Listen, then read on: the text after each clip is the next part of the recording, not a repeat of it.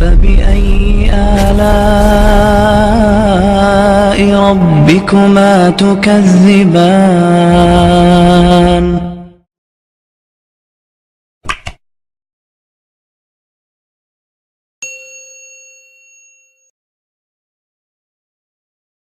اور ایک اور 4 اشخاص کی کہانی سنو.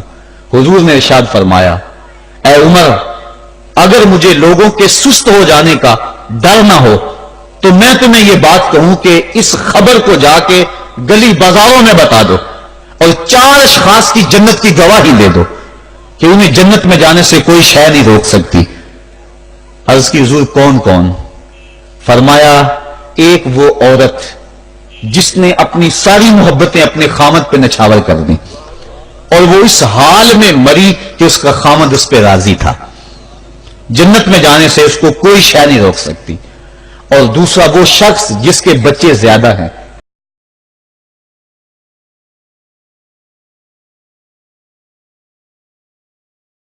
رہا اوور ٹائم لگاتا رہا, مزدوری کرتا رہا اور اپنے بیٹوں کے لیے رزق حلال کی تلاش میں رہا.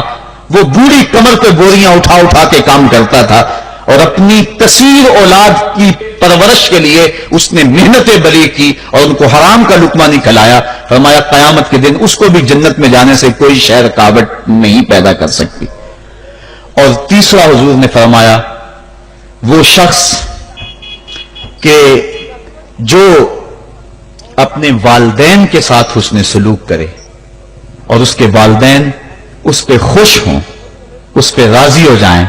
اور چوتھا وہ شخص کہ جس نے ایسی سچی توبہ کی کہ گناہوں کی طرف پلٹنا اس کے لیے اتنا مشکل تھا جس طرح جانور کے تھن سے نکلا ہوا دودھ واپس نہیں جا سکتا, وہ گناہوں کی دنیا میں دوبارہ نہیں جا سکتا. تو یہ فرمایا یہ 4 شخص ایسے ہیں عمر اگر اس بات کا ڈر نہ ہو کہ لوگ سست پڑ جائیں گے تو ان 4 اشخاص کے بارے میں شہادت دے دو کہ یہ دنیا پہ چلتے پھرتے جنتی. تو ماں باپ کی خدمت کرنے والا, ماں باپ کو راضی رکھنے والا یقیناً اللہ کی نعمتوں کا حقدار ہے. وہ بدبخت ہیں بیٹے جو ماں باپ کو راضی نہیں رکھتے. اللہ کے حبیب صلی اللہ علیہ وسلم کی خدمت میں ایک شخص حاضر ہوا اور اس نے اذن جہاد طلب کیا. حضور میں جہاد پہ جانا چاہتا ہوں, مجھے اجازت مرحمت فرمائے. حضور نے فرمایا احی والدہ کا, کیا تیرے والدین زندہ ہیں؟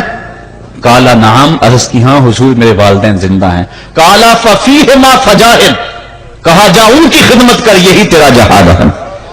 ماں باپ کو بلکتا ہوا چھوڑ جائے آپ جہاد پہ چلا جائے, ماں فالج میں گری ہوئی ہے اور بیٹا تبلیغی گشت پہ چلا جائے, باپ تڑپ رہا ہے اور بیٹا پیر کی چوکھٹ پہ جھاڑو دیتا پھرے, اللہ راضی نہیں ہوگا. میں سچ کہتا ہوں اپنے بھی خفا مجھ سے ہیں بیگانے بھی ناخوش کہ میں زہر حلاحل کو کبھی کہہ نہ سکا کند. بات وہی کہتا ہوں سمجھتا ہوں جسے حق. میں ابلۂ مسجد ہوں, میں تہذیب کا فرزند. محمد عربی صلی اللہ علیہ وسلم سے بڑا پیر کون ہو سکتا ہے؟ لیکن حضرت وہ ویسے کرنی نہیں آ رہے. آقا کریم اپنے بٹن کھولتے ہیں اور کرم کی طرف یمن کی طرف رخ کر کے لمبی سانسیں لیتے ہیں اور کہا میں رحمان کی خوشبو پا رہا ہوں. ایک دن صحابہ نے پوچھا بندہ نواز جس کے لیے تڑپتے ہو, جس کی ٹھنڈی ہوائیں آپ کو آ رہی ہیں, وہ آپ کا بڑا پیار کرنے والا ہے. کہا ہاں میرے سے بڑی محبت کرتا ہے. تو کہا پھر اتنی محبت کرتا ہے تو یمن تو دور نہیں ہے, بلال حبش سے آ گیا, سلمان فارس سے آ گیا, سہیب روم سے آ گیا اور وہ یہاں یمن سے نہیں آ سکا. فرمایا اس کی بوڑھی اور نابینا ماں ہے جس کی خدمت اس کو نہیں آنے دیتی. اللہ اکبر. اب حضرت اویس کرنی نہیں آئے لیکن خیر التابعین کہلائے. آئے نہیں لیکن حضور ان کی یاد میں تڑپ رہے. اللہ, بلکہ حضور نے فرمایا کہ کوئی جائے اویس بن عامر کو ملے اور جب ملے تو اس کو کہنا میری امت کی بخشش کی دعا کرے.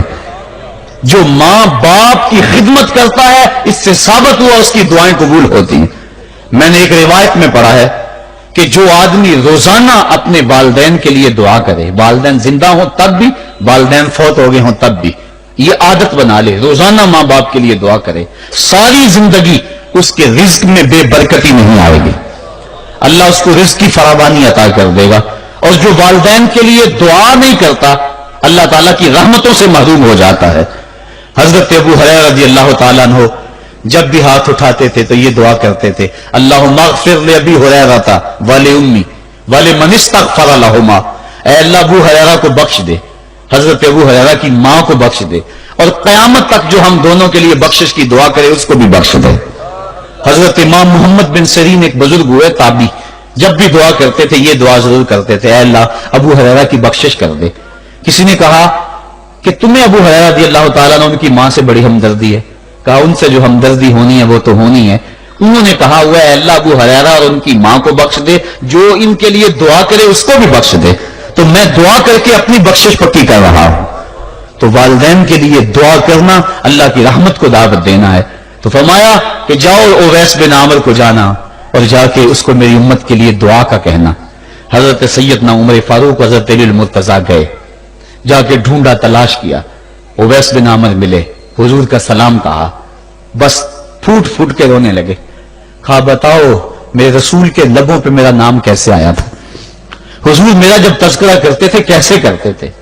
یہ درد دیکھا تو بولے کہ کیا آپ اتنی محبت رکھتے ہیں تو پھر ملنے کیوں نہیں آئے حضور کو، اتنا جو پیار رکھتے ہیں تو زیارت کرنے کیوں نہیں آئے۔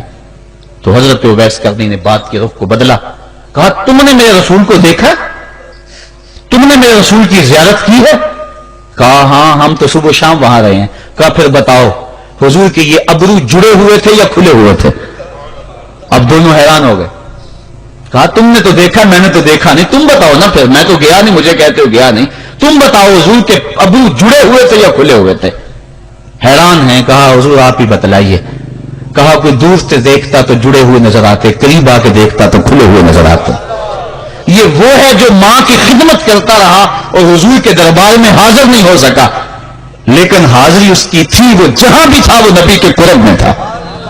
تو اس لیے ماں باپ کی خدمت